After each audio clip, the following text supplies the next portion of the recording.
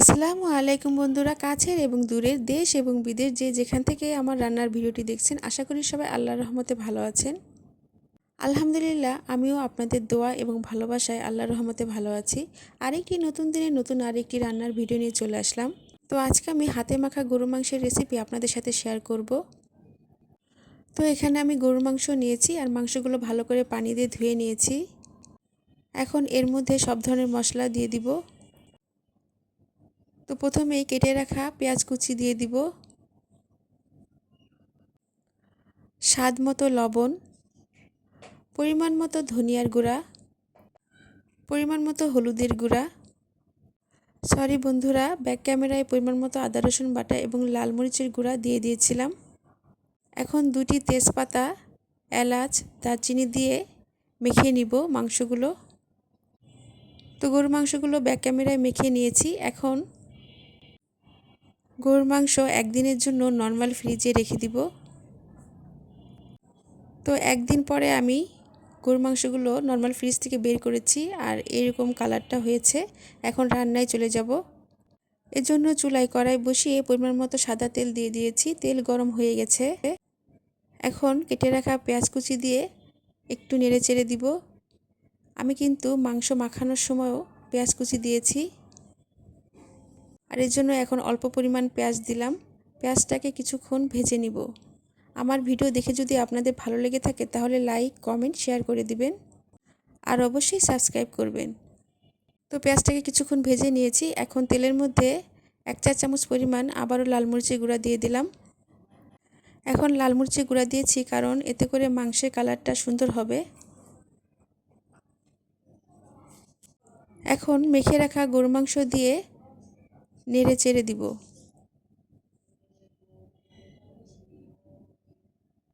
আমি কিন্তু গরুর মাংসে ঝালের পরিমাণটা একটু বেশি দিয়েছি। ঝাল হলে গরুর মাংসটা খেতে ভালো লাগবে। তো মাংসটাকে ভালোভাবে নেড়ে চেড়ে কষিয়ে নিচ্ছি। আমি এখানে কোনো পানি ব্যবহার করব না।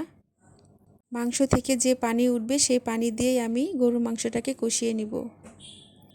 যারা আমার চ্যানেলটাকে সাবস্ক্রাইব করে আমার পাশে আছেন তাদেরকে অসংখ্য অসংখ্য ধন্যবাদ। দেখুন পানি উঠেছে আর এই পানি দিয়েই আমি মাংসটাকে কষিয়ে নিব।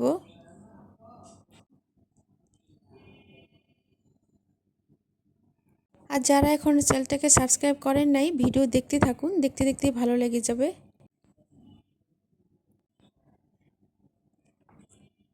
তো মাংসটাকে কিন্তু আমি ভালোভাবে নেড়েচেড়ে কষিয়ে নিচ্ছি। তো মাংস কষানো হয়ে গেছে, তেল বের হয়ে গেছে। এখন ঝোলের জন্য বা গরুর মাংস সম্পূর্ণ হওয়ার জন্য পরিমাণ মতো পানি দিয়ে দিচ্ছি।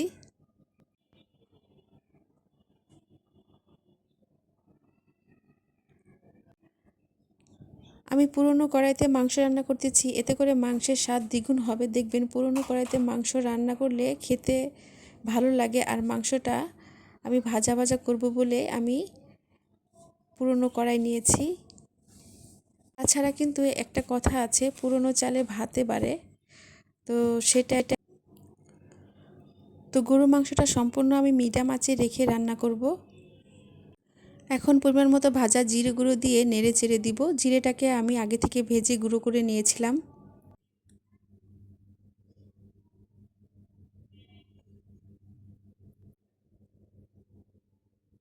তো ঝোলটাকে আমি একদমই শুকিয়ে ফেলবো। এখন কয়েকটি আস্ত কাঁচামরিচ দিয়ে দিব।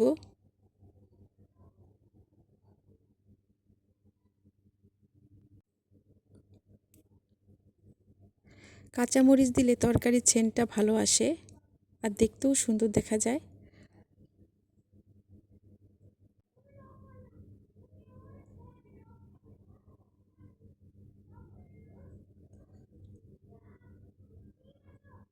তো গরুর মাংস রান্না কিন্তু হয়ে গেছে আর মাংসটা কিন্তু সিদ্ধ হয়েছে, কারণ আমি একদিন নর্মাল ফ্রিজে রেখে দিয়েছিলাম।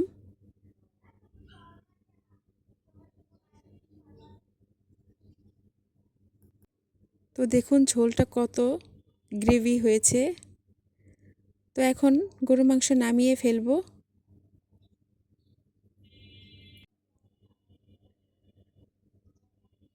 তৈরি হয়ে গেল হাতে মাখা গরুর মাংস রান্না।